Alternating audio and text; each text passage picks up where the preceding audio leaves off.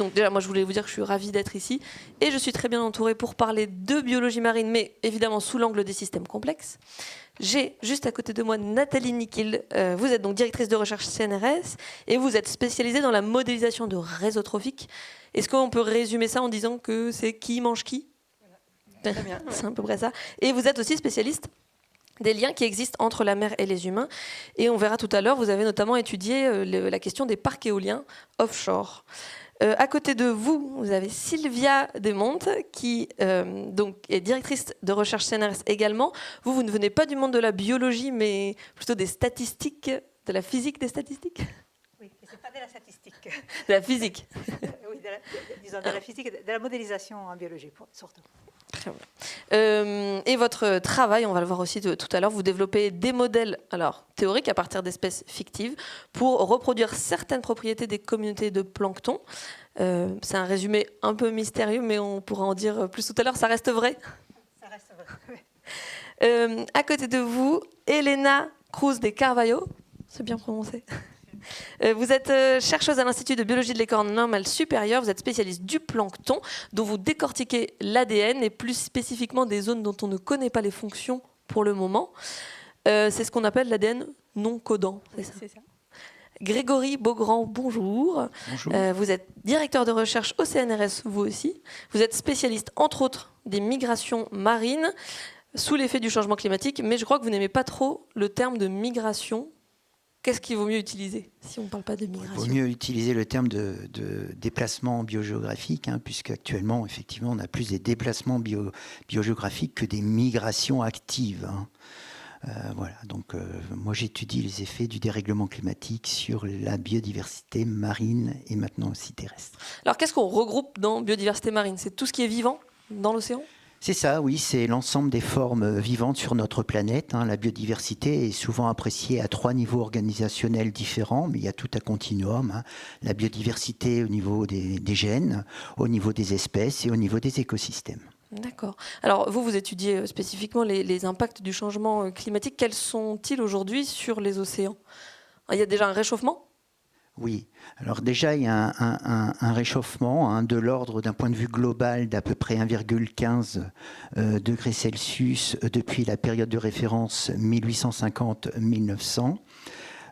Au niveau des océans, c'est plutôt 0,88 degrés Celsius depuis la période de référence, la même. Et au niveau des continents, c'est à peu près 1,6. Donc c'est moins que ce qui se passe dans l'atmosphère terrestre ? Tout à fait. Mais... Même si, bizarrement, 90% du réchauffement a été absorbé par les océans. Quelles sont les conséquences de ce réchauffement ? Il y a l'adaptabilité des espèces qui est en jeu ? Alors au niveau des conséquences, elles sont multiples. On assiste à une réorganisation de la biodiversité. Donc on sait qu'effectivement on assiste à une érosion de nombre d'espèces vivant sur notre planète. On a un taux d'extinction qui est 1000 fois supérieur au taux naturel d'extinction. Mais dans le même temps, ce dérèglement climatique engendre des mouvements populationnels qui font que la biodiversité va se réorganiser. Des exemples concrets, c'est par exemple une augmentation dans la fréquence de blanchiment du corail. Le blanchiment, c'est un processus réversible, mais s'il dure trop longtemps, ça aboutit à la mort du corail. C'est également des espèces qui se déplacent vers les pôles, et aussi une diminution probable de la diversité dans les régions où il fait chaud. Associé plutôt à une augmentation de la biodiversité dans les régions où il fait froid. Donc actuellement, la biodiversité a tendance à augmenter dans les régions tempérées froides, comme le long des côtes françaises. D'accord, donc il y a des endroits où on va avoir une augmentation de la biodiversité, c'est ça. Étonnamment. D'accord, mais qui n'est pas pour autant synonyme de... Il ne faut pas forcément voir cette augmentation de la biodiversité comme un système qui fonctionne beaucoup mieux qu'autrefois. C'est simplement un marqueur du changement de fonctionnement, de structure et de fonctionnement de l'écosystème. Alors, tous vos travaux apportent des connaissances pour justement mieux comprendre ces systèmes-là. Sylvia, est-ce que vous pouvez juste nous définir, en tout cas, nous vous donner votre définition de ce qu'est un système complexe ? C'est quand même le sujet de cette journée. J'ai beaucoup réfléchi à ça parce que ça fait beaucoup d'années que je travaille, disons, au bord des systèmes complexes. En fait, pour moi, un système complexe, j'ai une définition très opérationnelle. C'est quelque chose qu'on ne comprend pas encore, qui est au bord entre ce qu'on pense avoir bien compris, où on connaît quoi mesurer, on sait comment faire des observations, des statistiques et même des prédictions, et disons, une complication excessive qui nous semble être au-delà de toute description simple. Donc, au milieu de ça, il y a un sort de point magique où on peut utiliser des méthodes, notamment de la physique statistique, pour traiter un ensemble d'unités qui sont très différentes à travers des instruments communs. Et donc, on utilise des variables agrégées pour décrire cette complexité et on arrive encore à la traiter. D'accord, oui, il y a des choses qui sont intraitables, en tout cas à certaines échelles, qui ne sont même pas appréciables, même aujourd'hui par les outils numériques dont on dispose. Ah oui, parce que si on devait décrire mathématiquement chaque cellule dans l'océan il y en a... on dit 10 puissance 26, 10 puissance 28 de cellules dans l'océan. C'est clair qu'on ne va jamais arriver à simuler, même numériquement, une telle complexité. Pour ne pas parler des gènes qui sont contenus dans ces cellules-là. Alors, en plus, il y a la partie qu'on connaît, puis il y a toute la partie qu'on ne connaît pas encore. Grégory, il y a une grande inconnue encore de beaucoup d'espèces marines, notamment. Oui, on connaît que 10% des espèces marines. Les estimations actuelles, actuellement, on a inventorié, nommé, catalogué, décrit à peu près entre 195 000 espèces et 300 000 espèces marines. D'accord ? Et on estime qu'on pourrait avoir un peu plus de 2 millions d'espèces marines. Donc en fait, finalement, on ne connaît que 10% de la biodiversité marine. Donc effectivement, au niveau donc on a un système complexe. C'est quoi ce système complexe ? C'est qu'on a un grand nombre d'acteurs, et que ces espèces, entre elles, vont développer un certain nombre, vont être interconnectées, interdépendantes, vont développer des actions, des interactions, des rétroactions positives ou négatives. Et en plus, pour complexifier la chose, on a aussi de la non-linéarité dans le système, avec des effets de seuil, d'hystérésis, d'irréversibilité et aussi l'émergence de propriétés nouvelles, des propriétés qui sont difficiles à anticiper à partir des propriétés individuelles. C'est ce qu'Aristote disait, le tout est plus que la somme des parties. Et quand vous dites non-linéarité, ça veut dire qu'il y a des choses qui nous surprennent toujours, enfin des choses qui sont radicales. À un moment donné, on a un changement. Oui, c'est ça. Des fois, on a souvent des réponses non linéaires associées à des seuils de l'hystérèse, c'est-à-dire lorsque le chemin qu'emprunte le système pour aller de A vers B est différent que du chemin que le système empruntera pour revenir de B vers A. Est-ce que vous avez un exemple ? Là, on a de l'hystérèse et parfois aussi de l'irréversibilité. Est-ce que vous auriez un exemple à nous donner ? Oui, alors c'est par exemple au niveau des changements entre récifs coralliens et donc systèmes plutôt dominés par des herbiers. D'accord, ça arrive d'un coup. Ça peut arriver d'un coup, et après, lorsque la perturbation s'arrête, ça ne revient pas à l'état initial, tout de suite. Donc il faut une force plus puissante encore pour le faire revenir à l'état initial. C'est le cas également de la circulation méridienne de retournement atlantique, ce qu'on appelle le Gulf Stream. Il y a aussi de l'hystérèse. Donc tous les courants au nord de l'Atlantique qui régulent le climat peuvent changer d'un coup, changeront peut-être d'un coup. C'est ça, on peut avoir des effets rapides, surprenants, c'est ce qu'on appelle également des surprises climatiques. D'accord. Alors pour apprécier ces systèmes complexes, vous développez des modélisations. Nathalie, je voudrais qu'on prenne peut-être l'exemple de vos recherches sur les parcs éoliens pour bien comprendre en quoi consiste la modélisation, ce principe de mettre en boîte un peu la réalité. De quels éléments vous avez eu besoin pour réussir à modéliser correctement ce qui se passait au niveau des parcs éoliens ? Et surtout, qu'est-ce que vous cherchiez à modéliser ? Alors, Si je peux rebondir sur la phrase que citait Grégory d'Aristote, donc une façon d'appréhender ces systèmes complexes, c'est d'aller caractériser les propriétés émergentes, c'est-à-dire si vous mettez ensemble des espèces différentes, si vous vous intéressez par exemple à leurs interactions, comme vous citiez tout à l'heure, qui mange qui dans la mer, eh bien le réseau qui est formé par l'ensemble de ces interactions a un certain nombre de propriétés. Ce sont des propriétés qu'on ne verrait pas si on regardait isolément les espèces, mais qui émergent de l'association dans cette forme de réseau. Et donc, l'une des façons d'appréhender ces systèmes complexes dans les milieux marins, c'est d'aller s'intéresser à la topologie, à l'organisation de ces réseaux dans la mer. Donc, c'est mon sujet d'étude, le réseau alimentaire, on dit aussi réseau trophique, mais c'est un synonyme. Parfois, on apprend la chaîne alimentaire avec le phytoplancton qui est mangé par le zooplancton, par la sardine, par exemple un dauphin, mais dans la réalité, dans la mer, les chaînes sont toujours beaucoup plus complexes que ça, donc ça forme un réseau complexe, comme on peut le voir là sur l'illustration par exemple. Et donc là, l'idée, c'est de développer des outils mathématiques pour caractériser le fonctionnement de l'ensemble de ces interactions représentées par ce réseau. Donc pour cela, on a un ensemble d'outils mathématiques qui vont nous venir, et puis de théories aussi, qui vont nous venir de sciences très variées. Donc le réseau alimentaire ou le réseau aussi socio-écologique, si on met tous les acteurs humains en interaction avec ce réseau alimentaire, ils vont avoir des propriétés qu'on pourra caractériser, comme par exemple le recyclage. Qu'est-ce que c'est-à-dire ? Alors le recyclage, ce sera par exemple la recherche dans le réseau que vous voyez ici de voies qui partent de quelque part et qui finissent par y revenir après avoir fait toute une voie circulaire. Par exemple, si je parle des détritus qui sont mangés par les moules, qui sont mangés par des poissons et que ces poissons ensuite font des fesses, ils vont refaire des détritus, eh bien voilà, la boucle est bouclée. Donc ce recyclage, c'est une propriété émergente de ces réseaux. Voilà, donc à partir de cette connaissance sur les propriétés émergentes... Ça, c'est des connaissances qui vont être, par exemple, développées par des biologistes, par des travaux qui ont été faits sur des années.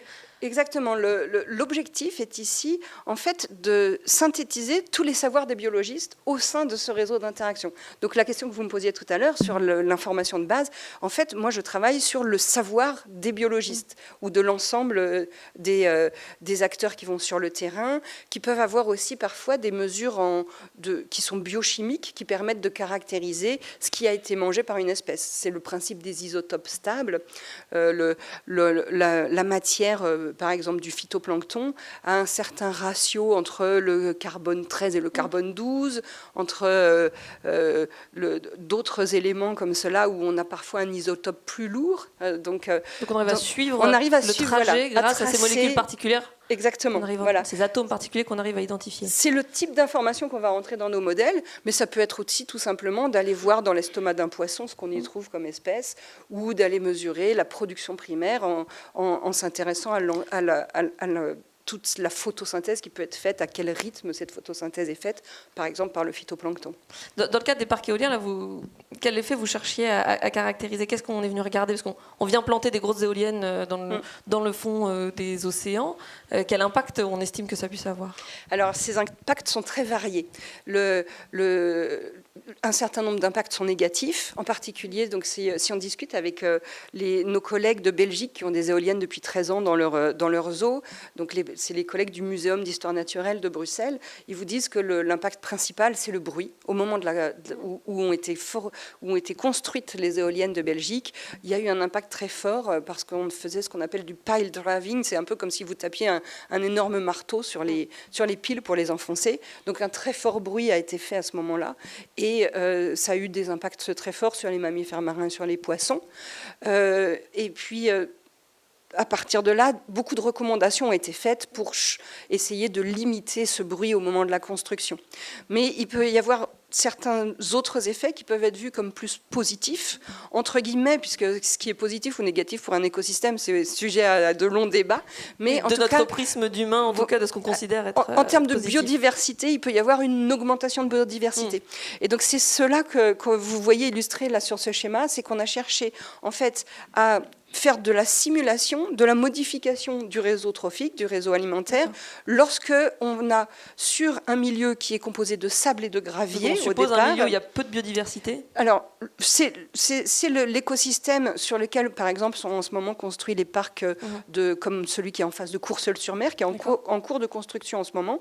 Le fond a une biodiversité assez limitée, composée donc de sable et de gravier. Vous rajoutez des éoliennes, ça fait comme si vous mettiez des rochers. Donc vous voyez, vous faites un changement assez profond dans l'écosystème, puisque le rocher n'était pas là au début, mais d'un autre côté, en termes de diversité ou en termes de productivité, c'est un système qui devient plus divers et plus, plus productif. Donc c'est ce changement qu'on a cherché à caractériser par nos outils d'analyse de réseau. Et donc dans vos outils, vous allez rentrer par exemple la donnée de à partir du moment où on a un rocher, là c'est les moules qu'on voit au bas des éoliennes, on a des moules qui vont venir s'installer et ensuite on installe tous les autres réseaux, on modélise tous les autres réseaux qu'on connaît de la littérature.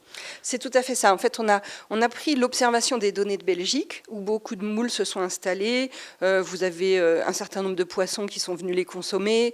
Vous avez beaucoup d'anémones aussi, des petits vers qui construisent un tube à l'extérieur de leur corps. Tous ces animaux, en fait, on les a recroisés avec du dire d'experts, c'est-à-dire des experts de la Manche, des eaux de nos côtes en Normandie, qui nous ont dit « Ah, cette espèce-là, je m'attends à ce qu'elle vienne en plus grand nombre, celle-ci en moins grand nombre. » Et donc, en croisant ces observations dans les eaux où les éoliennes étaient déjà présentes et le dire d'experts de nos espèces locales, ça nous a permis de construire ces modèles simulés de l'effet récif artificiel lié aux éoliennes. Mais donc là, vous faites la modélisation pour un type de champ d'éoliennes qui se serait installé sur un sol où on a peu de biodiversité. Et là, on observe un effet récifal qui peut être intéressant, où on va avoir une augmentation de la biodiversité, une augmentation donc jusqu'aux poissons, jusqu'aux mammifères marins.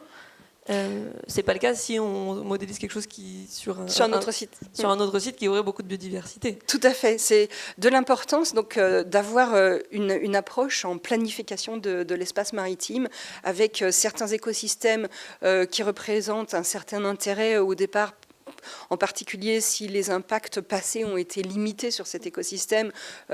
Sur ces écosystèmes, pour moi, il est essentiel d'aller faire des mesures de protection sous forme d'aires marines protégées, avec éventuellement une certaine activité humaine associée à ces zones. On peut avoir des aires marines protégées où la pêche a lieu, mais certaines pêche et pas d'autres, donc avec donc vraiment une approche raisonnée de l'extraction. Et puis sur d'autres zones, le fait de changer l'écosystème peut être beaucoup plus limité. Par exemple, donc ces zones dont je parlais au niveau de Courseulles, où finalement ça peut être plutôt vu comme un avantage de modifier l'écosystème, si on accepte de modifier l'écosystème. Mais c'est vrai que tous ces impacts, ce sont des impacts locaux. Donc, il faut bien voir l'ensemble. C'est avoir des impacts locaux sur la biodiversité. On n'y coupe pas si on veut, en parallèle, limiter l'émission des gaz à effet de serre qui, elle, a un impact nettement plus important, nettement plus globalisé sur la biodiversité marine. Donc, avoir toujours en tête que changement climatique et impact sur la biodiversité, c'est étroitement lié, mais qu'il faut aussi toujours raisonner avec deux échelles, l'échelle globale et l'échelle locale, qui sont en interconnexion. Oui, et chaque modèle, il faut les prendre aussi dans le contexte dans lequel ils ont été faits, dans les limites de l'échelle à laquelle on les produit, et ne pas faire plus de conjectures que ça, et ne se limiter qu'est-ce qu'il peut nous dire sur cet endroit-là particulier, ces caractéristiques-là du milieu qu'on a défini. Voilà, exactement. Et puis, ce qui va découler de toute cette caractérisation du changement de biodiversité lié aux éoliennes et au changement climatique, puisqu'on travaille aussi avec Grégory sur cette remontée des espèces vers les pôles. Vous avez intégré des données. Voilà, on intègre les résultats des modèles de Grégory dans nos visions en réseau trophique. On voit qu'il y a nettement plus de modifications à beaucoup plus large échelle avec l'effet de cette remontée des espèces. Mais ce qui est surtout aussi important, c'est que derrière, il y a une réflexion politique sur quel écosystème est-ce qu'on souhaite.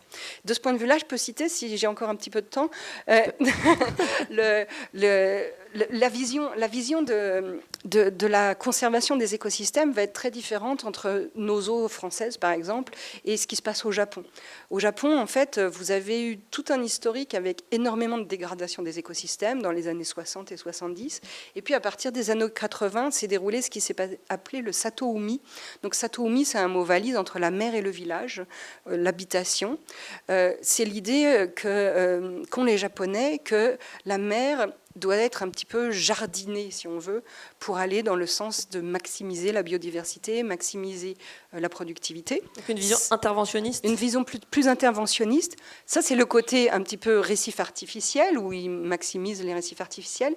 Et puis, vous avez l'autre pan du Satoumi, qui est la restauration d'écosystèmes anciens qui ont disparu. Et donc, ces deux visions de la gestion de l'écosystème, restaurer ou changer l'écosystème pour maximiser, eh bien, c'est des questions qu'on doit se poser aussi chez nous aujourd'hui. On a certains écosystèmes qui ont été dégradés et qu'il est essentiel de restaurer, ne serait-ce que parce que ça leur donne plus de résistance face au changement climatique, même si c'est des petites échelles par rapport aux échelles du changement climatique. Et puis, il y a cette réflexion à avoir sur certains écosystèmes. Est-ce qu'on cherche, est-ce qu'on veut maximiser cet effet récif artificiel? Et ça peut vouloir dire, par exemple, quand on construit des éoliennes, mettre des récifs supplémentaires ou mettre des caches sur la base des éoliennes pour maximiser le nombre d'espèces qui viennent. Ou est-ce qu'au contraire, ça nous paraît risqué de jouer comme ça sur cette augmentation artificielle de la biodiversité et qu'il vaut mieux limiter au maximum l'impact de l'éolienne avec donc un minimum de récifs artificiels supplémentaires. Très clair, merci beaucoup. Vous l'avez dit, pour faire ces modèles-là, vous avez besoin de données. Les données, elles ne viennent pas de nulle part. Elena, vous avez participé à des missions Tara Océan. Allez-y si vous voulez boire. Donc vous avez participé à des missions Tara dont le but est justement de récolter des données qui pourront servir un jour à nourrir les modèles de Nathalie ou à venir aider à comparer les modèles théoriques produits par Sylvia. Oui, tout à fait.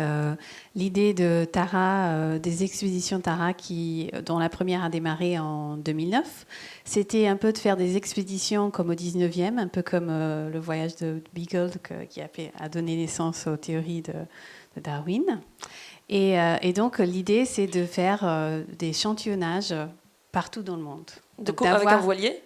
Avec un voilier, voilà. Donc, c'est l'originalité de Tara, c'est que c'est un voilier, contrairement à d'autres bateaux qui font des expéditions marines. Et donc, c'est un voilier qui est pas très grand. Et en tout, il y a 14 personnes qui peuvent être dans le bateau. Donc, il y a 7 cabines. 6, c'est des marins, donc forcément. Et puis, normalement, il y a 5 scientifiques, et puis il va y avoir un correspondant de bord, parce que Tara, c'est aussi, c'est pas le but de Tara, c'est pas que des missions scientifiques, c'est aussi des missions de sensibilisation, de médiation. Oui, ça va au-delà de la simple récolte des données. Oui, il y a ça comme cœur, mais il y a aussi tout ce qui est autour, toute la médiation de ce qui est fait. Voilà. Et donc, ce qui est aussi intéressant, c'est qu'il n'y a pas de hiérarchie. Donc, entre les scientifiques et les marins. Donc, on est tous... Vous participez tous à la vie du bateau ? On participe tous à la vie du bateau. Dès qu'on est à bord, on est en binôme avec un marin ou en trinôme. On est tous mélangés pour faire des tâches ménagères. Donc, il y a 5 catégories de tâches. Donc, tout le monde participe à tout. Et je trouve que c'est très bien parce qu'on est dans un espace confiné. Et, on a des petites photos, je crois, de votre... Ouais. Et donc, on peut rester des semaines à bord tous ensemble. Et donc, c'est vraiment un apprentissage de vivre ensemble. Et voilà. Et tout le monde participe à tout. Alors, vous avez participé à une expédition qui s'appelait Microbiome. Là, oui. L'idée, c'était justement de récupérer des petites choses. Oui, des micro-organismes. C'est de faire une collecte de micro-organismes. Donc, par des moyens qui sont classiques de Tara. Donc, on a des filets à plancton. On a également la rosette. Je ne sais pas s'il y a des ça passe un petit peu vite. Et oui, c'était le microbiome étant toute cette biodiversité marine, donc le plancton. Et donc, qu'est-ce que c'est le plancton? Donc, quand on pense à la vie dans la mer, on pense sur ce qu'on voit. Et le plancton, c'est justement ce qui est invisible à nos yeux. Et pourtant, le plancton qui habite nos océans, ça date des centaines de millions d'années, les plus récents, les groupes les plus récents. Toutes les petites cellules qui font moins de combien? Qu'est-ce qu'on range dans le plancton? Le plancton, c'est plus... Après, il y a du plancton qui est visible à l'œil nu, très petit. La définition de plancton, ça va être des êtres qui ne peuvent pas nager contre les courants. D'accord, donc ils sont à la dérive. Ils sont complètement soumis aux courants. Soumis aux fluctuations des courants. Et donc le mot plancton vient du grec planctos, qui veut dire errant. Donc c'est un être errant qui est vraiment au gré des courants. Voilà. Mais donc c'est un grand mélange d'organismes qui n'ont rien à voir? D'organismes qui n'ont rien à voir. Donc on peut même considérer des larves de petits crabes. À un moment donné, elles vont être sous forme de plancton, parce que justement, elles ne peuvent pas nager. D'accord. Voilà. Donc ça va dès les virus, on peut considérer du picoplancton, jusqu'à ce qu'on voit à l'œil nu. Et puis il y a tous les groupes de microplancton qui sont entre 5 microns jusqu'à 200 microns, qu'on ne voit pas et qui sont dans 1 litre d'eau, il va y avoir un maximum, mais quand même 10 millions de cellules. D'accord. Voilà. C'est un système complexe en soi, le plancton. Ah, c'est hyper complexe et on n'est vraiment pas au bout de savoir tout ce qui se passe. Et Tara, donc la force de Tara, c'est aussi... donc il n'y a pas cette temporalité qu'il peut y avoir dans d'autres expéditions. On va toujours au même endroit prélever. Tara ne fait pas ça. Tara fait vraiment un grand tour. Et on a juste un cliché de ce moment donné où on a pris dans la colonne d'eau tous les échantillons à ce moment précis.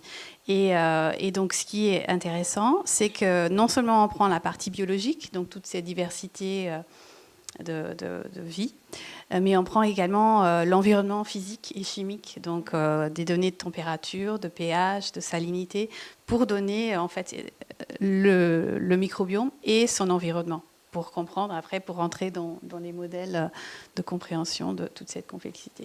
Juste un petit mot sur l'image qu'on voit à l'écran. Ça, c'est des cyanotypes que vous avez produits. Oui. C'est ça, et ça représente un type de plancton? Oui, là c'est les dinoflagellés. Donc en gros, le plancton peut être divisé en 2 grands groupes. Donc le phytoplancton, c'est-à-dire tout ce qui fait la photosynthèse, c'est ceux qui n'ont pas besoin de manger autre pour se nourrir. Et puis le zooplancton qui mange le phytoplancton, etc. Et dans le phytoplancton, il y a 3 grands groupes qui dominent les océans. C'est les diatomées, les dinoflagellés et les aptophytes, donc les coccolithophores, qui ont une espèce de... comment dire, une armure en calcaire. Et donc, en fait, par exemple, les Étretat, les falaises d'Étretat, c'est en gros un cimetière géologique de coccolithophores. Donc, c'est de la craie blanche. Et là, c'est des dinoflagellés. Donc, en fait, j'ai repris un petit peu une planche de Haeckel qui a été faite donc, au 19e. Donc, en fait, tout ça pour dire que le plancton existe depuis des millions d'années, mais nous, on s'est rendu compte de son existence il y a à peine 2 siècles. Donc, et Haeckel était un grand passionné de toute la biodiversité et il dessinait. Et là, il a fait une planche par son observation au microscope. Et j'ai repris avec une microscopie qui est très moderne, qui est une microscopie électronique à balayage. Et j'ai fait des cyanotypes avec cette technique du 19e de cyanotypage.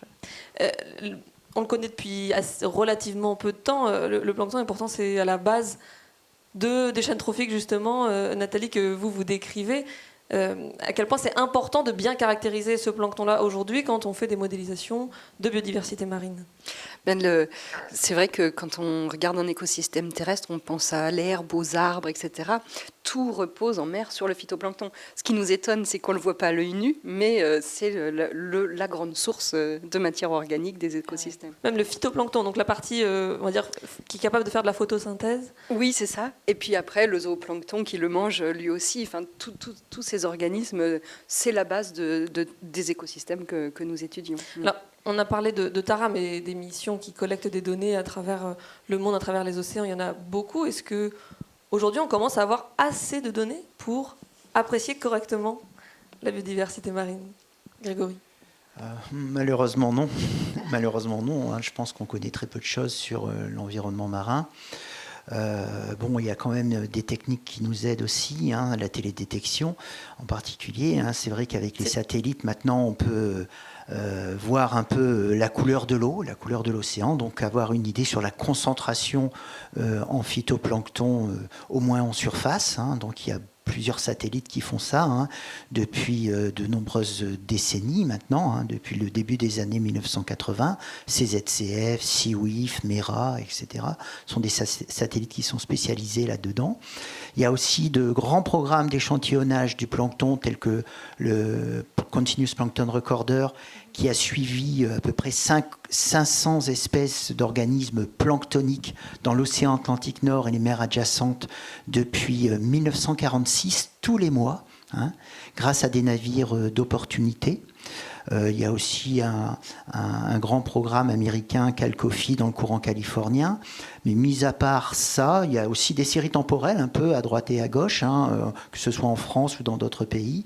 Mais on connaît, il y a encore beaucoup de boîtes noires, beaucoup de régions où on a peu d'informations finalement sur le plancton. Et c'est vrai que l'expédition Tara nous a permis, des progrès considérables. Hein. J'ai un chiffre en tête, mais là ça concerne les virus. 200 000 séquences, hein, donc 90% de ces séquences étaient inconnues à la science. Hein. Donc 200 000 séquences, c'est-à-dire de séquençage de génome d'ADN de virus. De virus. Hein. Donc là, sur ces 200 000 séquences, 90% étaient inconnues à la science. Donc il faut absolument multiplier. Oui, évidemment. Oui, il faut continuer d'observer l'environnement marin, comme je l'ai dit tout à l'heure. Hein. On connaît que 10%, on a nommé seulement 10% des espèces vivantes dans l'environnement marin. Donc c'est vraiment très peu de choses. En plus, Tara, c'est quand même une petite expédition en termes de... Enfin, vous nous l'avez dit, vous n'êtes pas très nombreux sur le bateau en termes de scientifiques. Mais on est très productifs. Vous êtes resté combien de temps sur le bateau ? 5 semaines. Et c'est 5 semaines, j'imagine, 24 heures sur 24 ? Oui, 24 heures sur le bateau. Mais après, on a des stations qui ont été prédéfinies à l'avance, qu'il faut ajuster avec. Donc, il y a toujours une communication entre les scientifiques et les marins, le capitaine, pour voir si les conditions météo permettent de faire la station, parce que normalement, on va rester 2 jours sur un site pour faire des prélèvements. Et là, pendant les stations, oui, on est à fond depuis 5 heures du matin jusqu'à après minuit, s'il le faut. Chacun sur le bateau, on est 5 scientifiques, chacun a un poste avec des protocoles. Donc après, on est focalisé et les marins nous aident à faire les prélèvements et les manip. Pas les manip, mais les prélèvements avec la grosse rosette. C'est très physique. Ok. Pour vous qui étudiez l'ADN des diatomées, c'est ça en particulier ? Oui. Qui est un type de phytoplancton. Oui. Qu'est-ce que ça change de mettre, on va dire, d'être active sur le prélèvement des données, sur l'appréciation qu'on fait de ces données, de l'incertitude aussi qu'elles portent sur le type d'échantillonnage qu'on fait et comment on le fait ? Oui. Qu'est-ce que ça vous a apporté, vous, sur la lecture de ces données-là que vous utilisez ? Oui, encore sur l'incertitude, l'incertitude, elle existe tout le temps. En plus, là, on fait un prélèvement en disant le 30 janvier. Si on aurait fait le prélèvement le 15 février, peut-être ça aurait été différent. Donc, c'est vraiment déjà ça. Il y a cette fluctuation dont on ne sait pas. Après, moi, personnellement, pour ma partie sur l'ADN non codant, là, c'est tout un autre univers. Et là, moi, j'ai besoin de conditions plus contrôlées d'abord, avant de pouvoir exploiter entièrement les données Tara. Mais en fait, ce qui est intéressant sur les données Tara, c'est qu'ils deviennent publics et tout le monde a accès. Donc, moi, quand j'étais sur le bateau, je faisais partie de quelque chose de plus grand que moi. Donc, c'était pas mes recherches qui étaient... je faisais ça pas pour mes recherches, je faisais plus pour la communauté scientifique. Et moi, j'étais responsable de protocole, donc c'est pas des choses que moi je fais au labo. Donc, voilà, c'est vraiment quelque chose de collectif. Sylvia, vous qui développez des modèles théoriques, donc vous êtes rarement en contact direct, ou en tout cas vous ne manipulez pas des données qui sont des données du réel, mais vous comparez tout de même. Non, vous faites là où je suis. Oui, disons-nous, on utilise des données qui ont été traitées par beaucoup d'autres personnes avant. Parce que à la fin, ce qu'on modélise, c'est les abondances d'espèces différentes. Et les questions qu'on se pose sont liées à quel est le rôle de l'hétérogénéité dans ces écosystèmes. Donc sur le fonctionnement des collectif. Des espèces, le fait qu'il y ait beaucoup d'espèces différentes. Exact, sur le fait que pas seulement en nombre elles soient différentes, mais elles soient différentes, par exemple, dans leur réseau d'interaction et dans leur fonctionnement. Est-ce que vous allez regarder aussi d'où viennent vos données, parce que vous dites qu'elles ont été traitées par beaucoup de gens. Comment est-ce qu'on s'assure que tout ça reste fiable et qu'on compare nos modèles à des données qui sont fiables? Mais justement, c'est pour ça qu'on collaborait avec les personnes du Tara et j'ai beaucoup appris en fait pour arriver à comprendre, disons, je me suis rendu compte qu'il faut avoir cette connaissance-là, savoir d'où ça vient, ces mesures, hein, parce que sinon on peut juste télécharger un fichier avec le nombre d'individus d'une certaine espèce. Après, pour le phytoplancton, déjà le concept d'espèce, c'est un peu flou.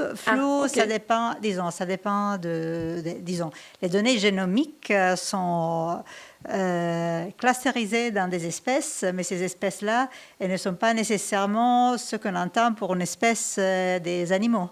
C'est en fait, c'est des la définition groupes... d'espèce sur les choses microscopiques est un peu plus, à des frontières qui sont un petit peu plus à des frontières plus floues, parce que disons, on peut pas isoler des individus de chacune de ces espèces et aller voir, par exemple, s'ils se croisent ou pas, ou quelle est leur histoire sur le long terme. Souvent, on a une diversité de séquences génétiques, et donc il y a des critères pour les séparer en classes. Et ces classes-là, on les appelle les espèces. Mais donc, il y a plusieurs critères pour faire ça. Qui sont arbitraires ? Ils ne sont pas entièrement arbitraires, disons. Ça correspond à ce qu'on voit pour les espèces qu'on est capable de cultiver et qu'on peut reconnaître à l'œil. Mais ça, on étend ça aussi aux séquences des espèces qu'on n'a jamais vues, disons, qu'on ne sait pas, disons, on trouve la séquence. Non, ça veut dire qu'on a récupéré l'ADN dans les prélèvements qu'on peut faire de l'eau, oui. Mais on n'a jamais observé la cellule d'où vient cet ADN. Exact. Disons, quand on parle de toutes ces espèces inconnues, souvent, c'est des estimations de combien d'espèces sont inconnues, se basent sur le fait que souvent, on a des séquences et on ne sait pas trop à quoi ça appartient. Donc, ça a amené à la découverte des phyla entiers, disons, des entiers ordres, ou même... On imagine des branches entières de biodiversité qu'on n'a pas encore observées. Qui étaient inconnues avant, et après, on a commencé à les connaître par ce moyen. Donc, disons, nous, les modélisateurs, souvent, on utilise les données qui arrivent, donc avec un certain critère, on décide que ça, c'est l'espèce, et après, on va compter combien d'individus, on va estimer combien d'individus sont à l'intérieur de cette espèce. Donc, ces données-là ont plein d'incertitudes d'échantillonnage. Donc, si on échantillonne, disons, moins, on a moins de probabilité, par exemple, d'observer une espèce qui est plutôt rare. Et donc, il y a toute une série de techniques, disons, statistiques pour arriver à avoir des données qui nous semblent fiables. Et tout ça, disons, nous, moi, personnellement, je ne le fais pas. Je prends donc mes abondances. Mais c'est bon à savoir ça, parce qu'il faut savoir que parfois, on peut s'attendre plus de bruit sur plus d'incertitudes, d'incertitudes sur certaines estimations que sur d'autres.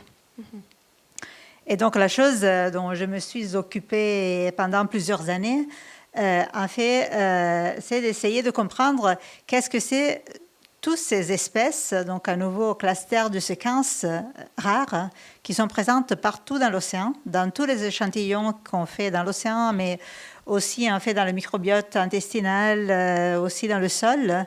On a souvent beaucoup d'espèces qui sont rares. C'est-à-dire qui sont peu nombreuses, qui ont peu d'individus. Qui ont peu d'individus, exact. Et on a donc beaucoup d'espèces qui ont peu d'individus dans la... Oui, la plupart des espèces ont peu d'individus et il y a, surtout dans le plancton, certaines espèces qui sont très très abondantes. Et donc, il y a un peu... Ça c'est vrai, disons, en général, dans les écosystèmes et les espèces, disons, l'abondance des différents des individus à travers les espèces n'est pas uniforme. C'est pas que si on a 50 espèces, toutes ces espèces-là ont le même nombre d'individus, chacune. On va avoir une espèce dominante et puis peut-être 49 espèces qui vont avoir très souvent, 3-4 individus. Et donc, la distribution des abondances, donc si on fait un plot, vous l'aviez peut-être, voilà, on peut plotter un histogramme où on compte combien d'espèces ont un certain nombre d'individus. Donc la version réelle, c'est celle où il y a écrit donc, Tara Océan. C'est à droite, oui, Tara Océan, ça c'est de données des protistes de Tara Océan. Donc, on voit que donc, les espèces les plus abondantes, c'est celles de droite. Elles sont toutes à droite. Il y en a très peu. Et il y a une très grande majorité des espèces rares. Et en plus, on arrive à trouver une loi statistique qui suive ces distributions. Exact. Cette courbe, en fait, c'est ce qu'on a étudié pendant pas mal de temps pour comprendre quelle peut être l'origine de cette courbe. D'accord. Et il y a plusieurs explications possibles, mais on va en parler. On va en parler juste après. Je voudrais juste bien comprendre là sur les espèces du coup qui sont considérées dans ce graphe de Tara. Vous le disiez tout à l'heure, il y a des espèces qui n'ont pas vraiment été identifiées, mais dont on sait qu'il y a du génome qu'on a récupéré. Donc voilà, on estime, on suppose qu'il y a cette espèce-là, mais on n'a pas récupéré l'organisme entier.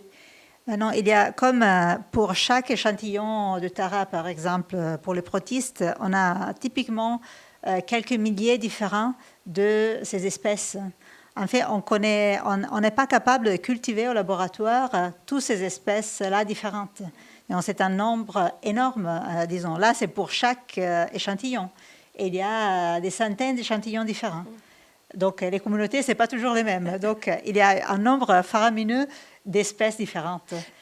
Alors, vous avez testé des modèles donc, qui sont purement théoriques, où là, vous créez des espèces fictives pour essayer de trouver justement ce que vous disiez, de décrire cette loi mathématique qui arrive à décrire cette courbe-ci. Qu'est-ce qui vous a donné un résultat en tout cas le plus proche de la réalité? Qu'est-ce que vous avez dû créer comme espèce fictive et comme relation entre ces espèces fictives pour réussir à modéliser cette loi mathématique, cette courbe? Alors, on l'a fait, disons, de deux façons différentes.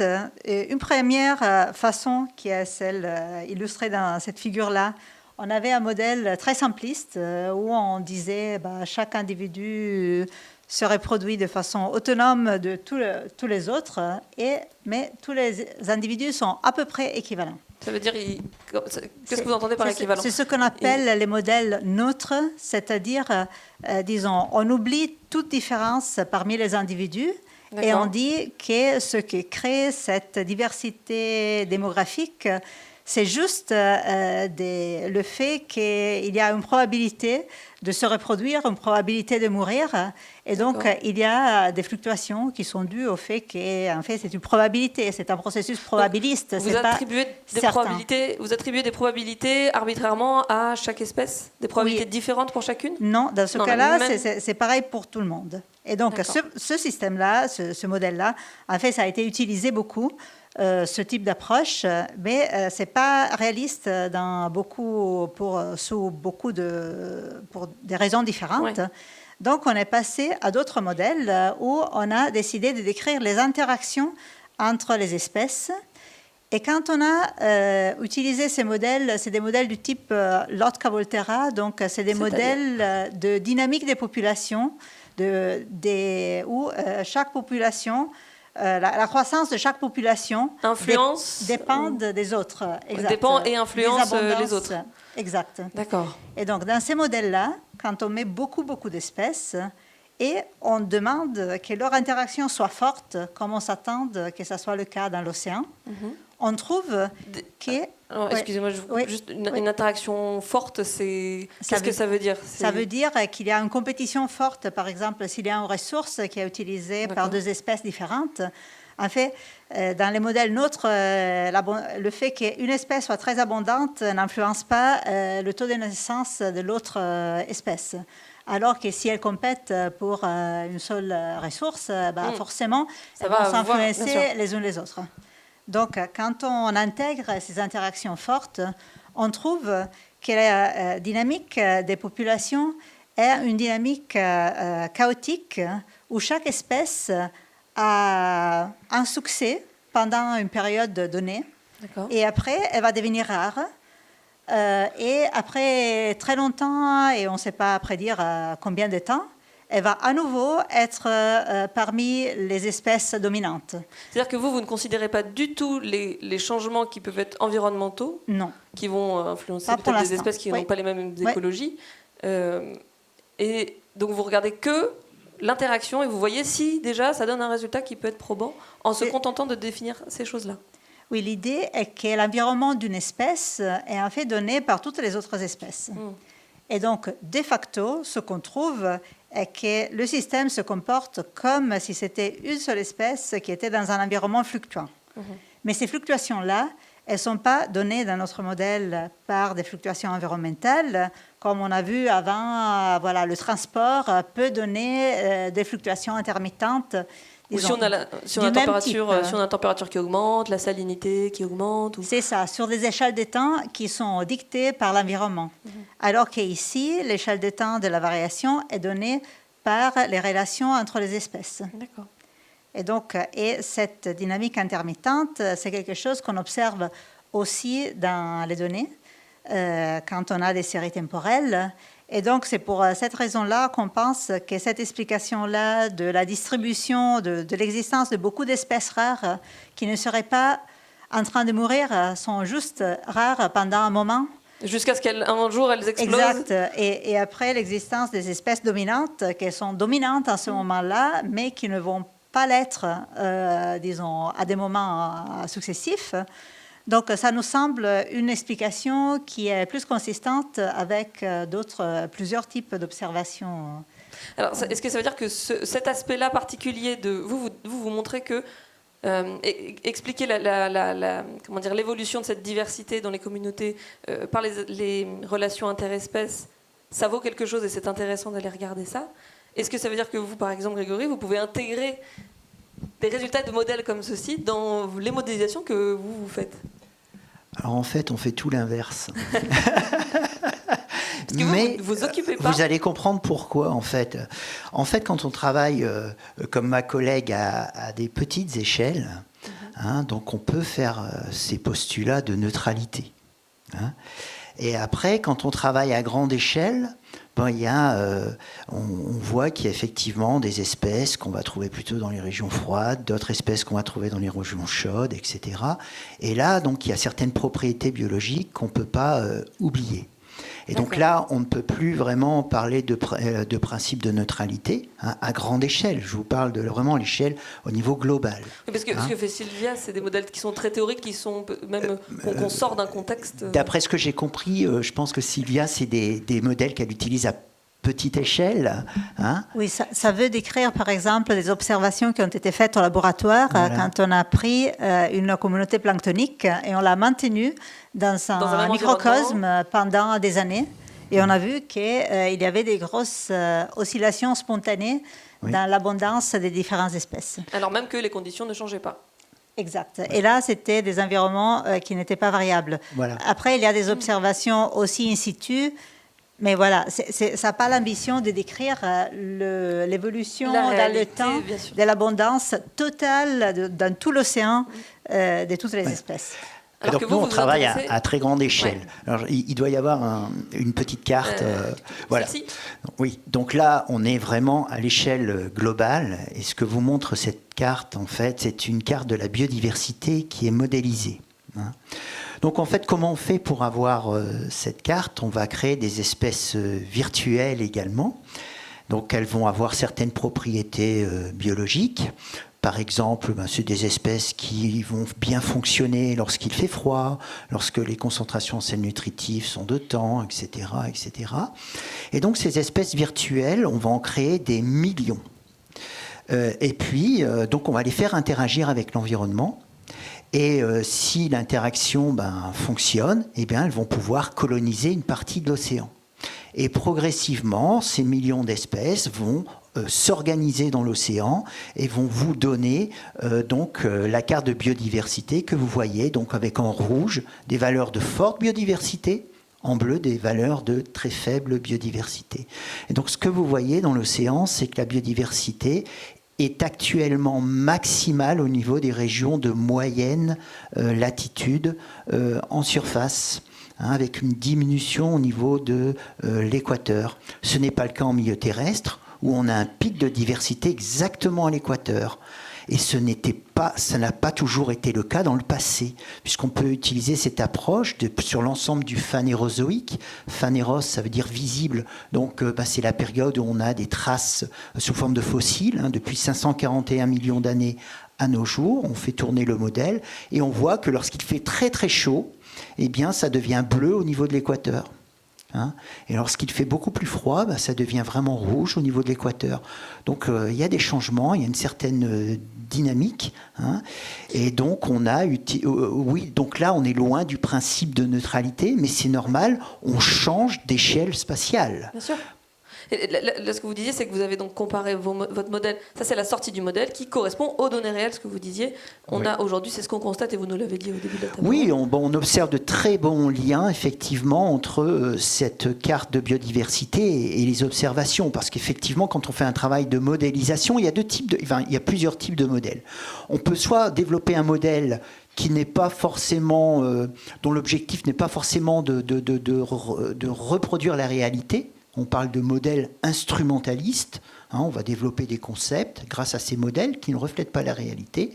On essaye de développer des modèles qui sont proches de la réalité, des modèles réalistes. Donc c'est ce qu'on essaye de faire avec l'approche métal ici, métal pour théorie métal, Macroecological Theory on the Arrangement of Life. Donc on a effectivement fait tester si cette carte ressemblait à celle qu'on observe actuellement pour un certain nombre d'organismes. Effectivement, c'est assez proche pour les poissons de type requin, ou les téléostéens, c'est-à-dire des poissons de type morue, sole, par exemple, ou même le plancton, comme les foraminifères, les copépodes, les euphausiacées. Les euphausiacées, c'est par exemple le krill. Et donc et aussi les cétacés, c'est-à-dire les mammifères marins. Donc on retrouve une assez bonne relation avec un grand nombre de groupes d'organismes, mais pas tous.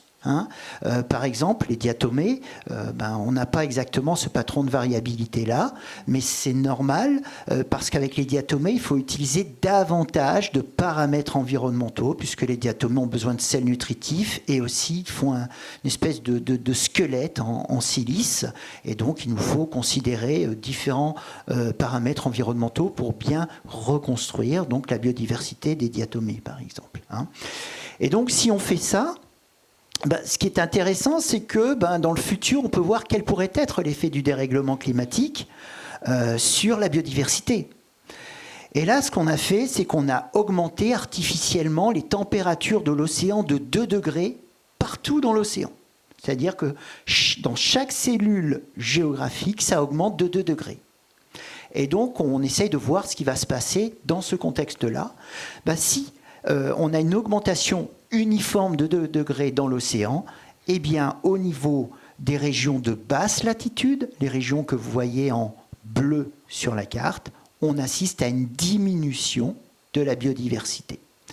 Par contre, dans les régions de plus haute latitude, on assiste à une augmentation de la biodiversité. Ça, c'est les sorties de votre modèle ? C'est ça, c'est exactement théorique. ça. Mais on doit confronter ces sorties de modèle à la réalité. Et donc, je vais vous montrer un exemple ici, en mer du Nord. Donc, la courbe que vous voyez en noir, c'est une courbe basée sur les observations. Et là, il s'agit de crustacés minuscules qu'on appelle les copépodes, qui sont très importants pour le fonctionnement de l'écosystème. Donc, ce sont des organismes zooplanctoniques, qui sont une espèce de qui assure la continuité entre le plancton végétal et les niveaux trophiques supérieurs, tels que les poissons. Et ce qu'on a observé, c'est à la fin des années 1980, la courbe que vous voyez en noir, on a assisté à une forte augmentation de la biodiversité de ces organismes. Et donc ça, c'est de l'observation. Et ce qui est intéressant, c'est de voir le lien avec la courbe en rouge. Donc la courbe en rouge, c'est simplement nos espèces fictives. Donc ce sont vraiment des espèces qui n'existent pas, avec des propriétés biologiques, et on simule vraiment des millions d'espèces fictives, et à la fin, seules les espèces qui peuvent résister aux contraintes environnementales restent. D'accord ? Et donc on peut, de cette façon, essayer de voir donc, les changements au niveau de cette biodiversité. Donc ça, c'est la courbe que vous voyez en rouge. Et vous notez la très bonne relation qui existe entre les changements au niveau des espèces fictives et des espèces observées. Donc l'augmentation qu'on constate actuellement de la biodiversité dans les régions extratropicales et qu'on note également pour les poissons est très bien reproduite ici par la modélisation métal. Là, en regard de ces observations, donc la courbe noire qui matche très bien avec la courbe rouge, on a donc une augmentation de la température dans ces eaux-là. Oui, tout à fait. L'augmentation assez prononcée qu'on voit à la fin des années 1980, c'est lié à un fort saut des températures en mer du Nord. On a une augmentation de plus d'1 degré en termes de température annuelle, ce qui fait pour certains mois, parfois, on a à peu près 2 degrés. Mais alors, dans votre modèle, vous ne considérez que les conditions environnementales et la façon dont les espèces évoluent dans ces conditions environnementales-là, et vous ne prenez pas en compte les interactions interespèces, comme ce que nous décrivez. Effectivement, Sylvia. ici, donc, chaque modèle a des points positifs et des points négatifs. Et ici, au sein de ce modèle-là, on ne va pas simuler les interactions biotiques. Notre postulat est de dire qu'en fait, ces interactions elles-mêmes sont modulées par l'environnement. Alors évidemment, dans un monde parfait, on aimerait pouvoir tout combiner. Mais c'est un modèle à très grande échelle et on doit faire des choix. Ouais. Parce que, vous voyez, les résultats qu'on a eus ici, c'est les résultats de 15 jours de simulation. C'est-à-dire 15 jours, on fait tourner On fait tourner le modèle et on attend 15 jours pour avoir les résultats, avec un calculateur de moyenne performance, c'est-à-dire avec une centaine de cœurs, de cœurs de calcul. Et donc, si on ne veut pas multiplier la complexité, avoir les résultats au bout de 6 mois, on est obligé de faire des choix drastiques. Et donc, nous, scientifiques, on est confrontés à tout ça. Et c'est vrai qu'on a tendance à dire qu'on exploite le déterminisme, mais ce n'est pas un déterminisme qui est absolu, universel, c'est un déterminisme régional avec des limites qui sont fixées tacitement. On n'a pas de déterminisme absolu, mais vraiment un déterminisme régional. Et donc, on a des limites. Oui, vous avez des limites physiques aussi en tant que scientifique, des moyens que vous avez à votre disposition. C'est ça. Et on ne peut pas tout demander à vos ordinateurs. Mais c'est pour ça, ce qui est bien, je pense, au niveau de la communauté scientifique, la science vraiment maintenant évolue collectivement. Mes collègues l'ont rappelé, et ça c'est important parce qu'on a des approches, on développe des approches qui sont différentes, et l'idée ensuite c'est d'essayer de confronter ces différentes approches pour essayer d'avoir un regard sur le monde de la nature. Essayer de mieux le comprendre. Va aller décrire soit une échelle de temps, soit une localité, soit telle espèce, soit des communautés. C'est ça. Et l'idée, c'est d'essayer de s'inspirer en tout cas des autres et de combiner au maximum. Tout à fait. Il y a des projets qui existent de jumeaux numériques de l'océan où on modéliserait absolument tout l'océan au sein d'un même modèle. Ça, c'est pas pour tout de suite. Je ne sais pas. Moi, je sais que, par exemple, quand on travaille à petite échelle, moi, je fais aussi des modèles d'automates cellulaires. Je vois difficilement utiliser des modèles d'automates cellulaires à cette échelle-là. Vous disiez des modèles d'automates cellulaires, en fait. Oui, c'est des modèles d'individus centrés, vraiment, où on regarde l'évolution des individus sur une petite grille très, très fine. Et là, on met des interactions, compétition pour l'espace, compétition pour les ressources, prédation. c'est ce qu'on fait actuellement, hein. Mais là, c'est vraiment à l'échelle, à petite échelle, parce que on peut, enfin, je vois pas la possibilité d'utiliser de tels modèles à l'échelle globale. Sylvia, vous voulez rajouter quelque chose? Bah oui, peut-être juste mentionner l'existence d'un modèle qui s'appelle Darwin. C'est un modèle de circulation globale qui a été développé au MIT pour justement des prédictions climatiques. Et l'équipe de Mick Follows a mis dans cet océan global où l'eau se déplace et a des caractéristiques physico-chimiques réalistes, des communautés des espèces virtuelles. Il a commencé à l'ensemencer de biodiversité. Et exactement, ils sont allés regarder, ils ont obtenu des cartes un peu comme celle-là qu'on peut utiliser justement pour tout d'abord comprendre sur les temps courts comment est-ce que la biodiversité se distribue dans l'espace. Et après, sur le temps long aussi, qu'est-ce qui se passerait si il y avait un changement global. Parce que jusqu'à présent, c'est un peu deux mondes séparés, le monde des modélisations, on va dire, de la physique des océans, des courants, des températures dans l'océan, enfin, on va dire, qui va avec la physique du climat, et les modèles où on modélise la biodiversité, tout ça, c'est deux mondes qui discutent. Non, pas vraiment. Non, pas du tout même. Hein. Non. Je pense que les deux communautés sont en étroite interaction. Je vais vous dire vraiment pourquoi. C'est parce que, par exemple, quand on veut reproduire la biodiversité passée lors du Phanérozoïque, par exemple, eh bien, on a besoin des paléoclimatologues. Parce que ce sont les paléoclimatologues qui nous fournissent les données climatique sur lequel s'appuient nos modèles biologiques. Donc on a tendance à souvent interagir, que ce soit pour les modélisations passées, actuelles, ou même les modélisations futures, les projections, hein, dans le contexte du dérèglement climatique. Donc non, je pense que les physiciens et les biologistes interagissent très bien, et donc on arrive assez bien à travailler ensemble, je pense. Merci beaucoup. Je me retourne vers vous dans la salle. Est-ce que vous avez des questions par rapport à ce qu'on vient de se dire? Je peux vous laisser le temps de réfléchir un petit peu. D'un certain nombre de parcs éoliens pour ensuite intégrer ces données à l'échelle au moins de la mer du Nord, par extension en Europe, et après à l'échelle mondiale. Alors je reprends la question parce que tout n'est peut-être pas passé dans le micro. La question c'était de savoir est-ce qu'on peut utiliser aujourd'hui les parcs éoliens comme un peu des centres de capteurs de données sur lesquels on pourrait installer plein de données, avoir des données en continu. Oui, alors c'est une très bonne idée qui est en réflexion en ce moment. Je crois que c'est un projet mené par Laurent Dubroca à l'Ifremer qui consisterait à aller dans ce sens-là. Et c'est vrai qu'aujourd'hui, on développe beaucoup de capteurs autonomes et que la présence des éoliennes peut permettre d'avoir une opportunité. On a aussi un certain nombre d'informations qui a été liées à des capteurs posés sur du vivant.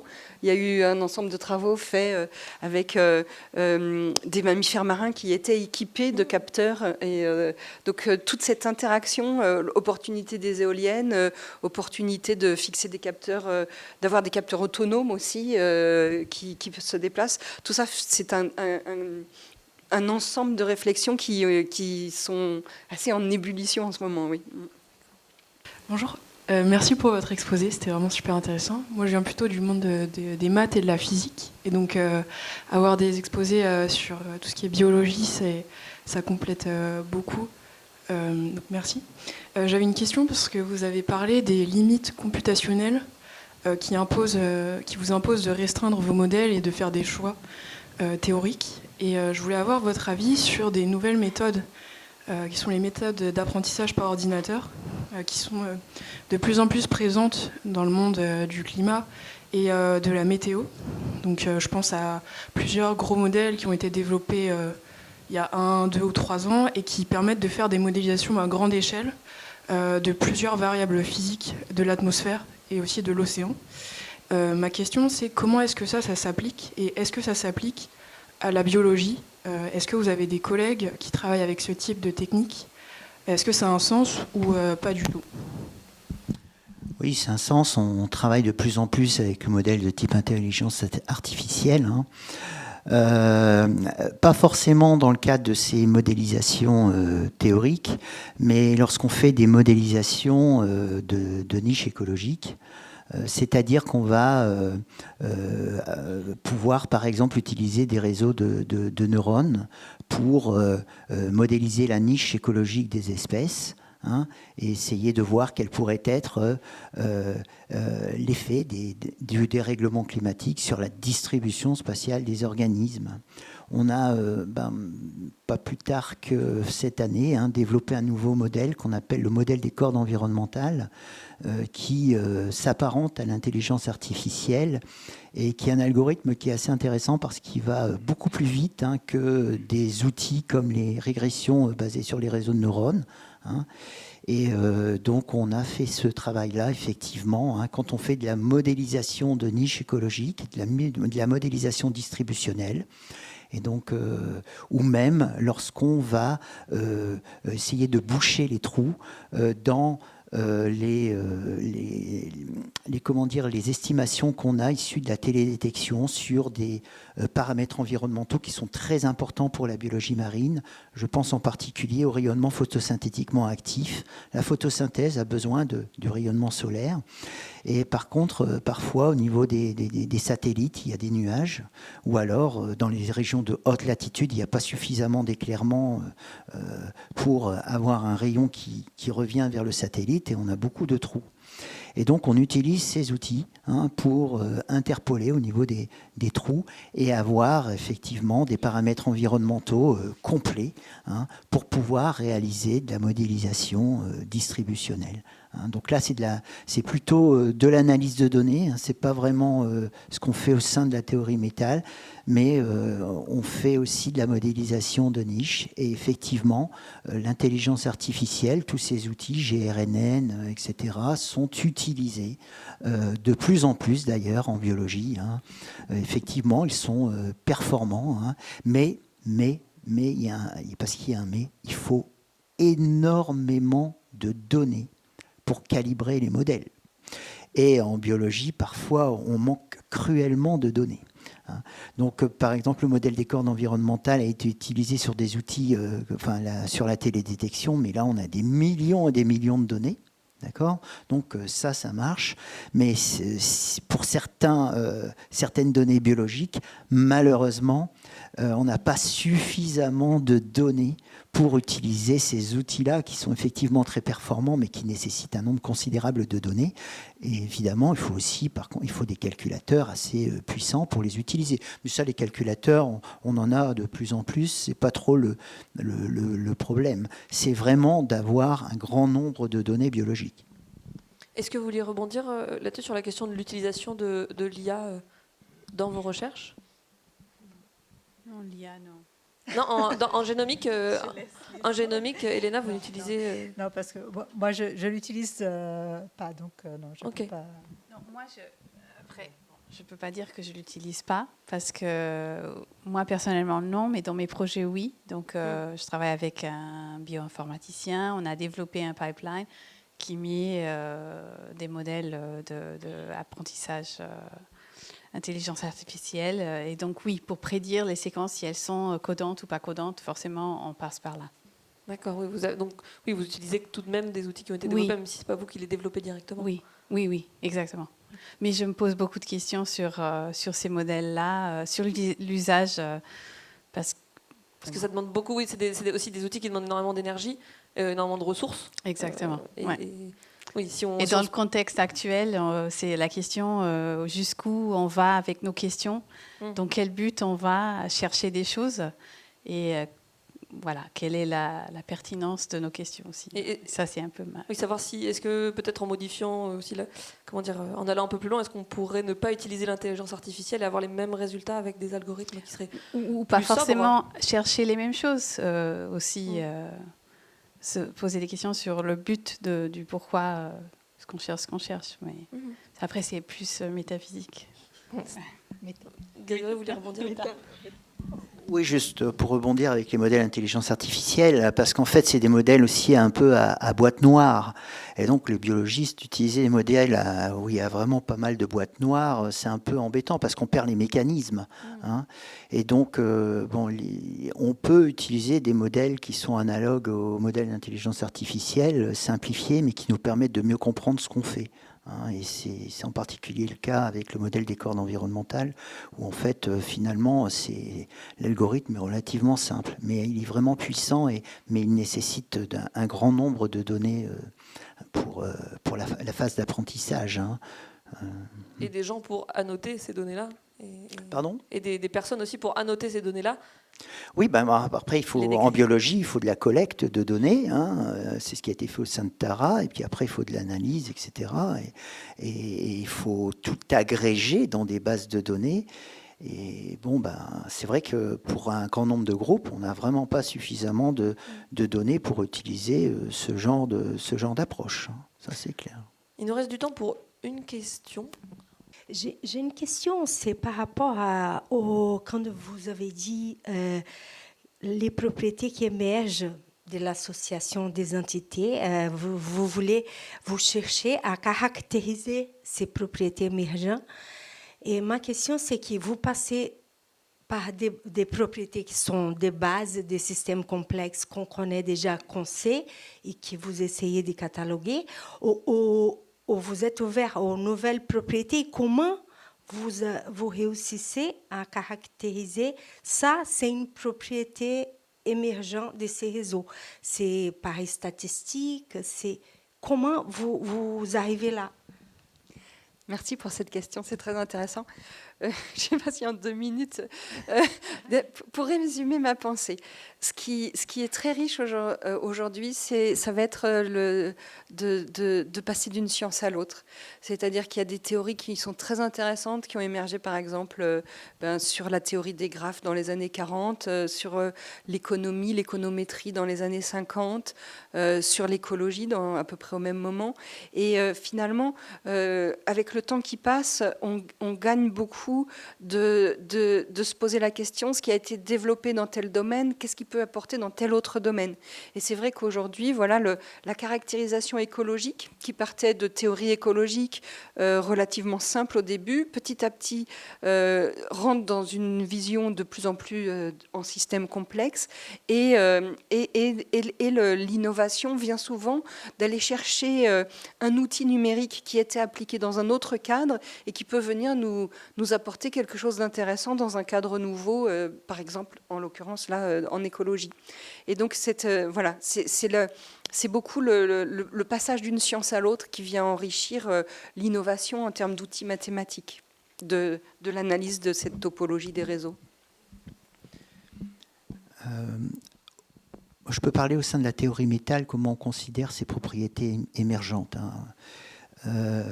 Déjà, je veux juste revenir sur l'émergence. Hein. La molécule d'eau a certaines propriétés qu'on n'arrive pas à anticiper par notre connaissance de l'atome d'hydrogène et d'oxygène. D'accord ? Donc, l'atome d'oxygène, l'atome d'hydrogène, ils ont certaines propriétés, et quand ils se combinent pour former la molécule d'eau, donc on a l'émergence de nouvelles propriétés. Voilà. Et au sein de la théorie métal, alors comment on considère cette émergence ? Eh bien, on utilise ce concept de niche écologique. C'est quoi la niche écologique ? C'est simplement l'ensemble des gammes environnementales qui permettent à une espèce de se maintenir, de croître et de se reproduire. Et donc, ce concept de niche écologique, en fait, on considère qu'il est sous l'influence du génome, et qu'il considère des propriétés infraspécifiques telles que des processus biologiques, physiologiques, comportementaux, qu'il serait pour nous difficile de mettre en équation.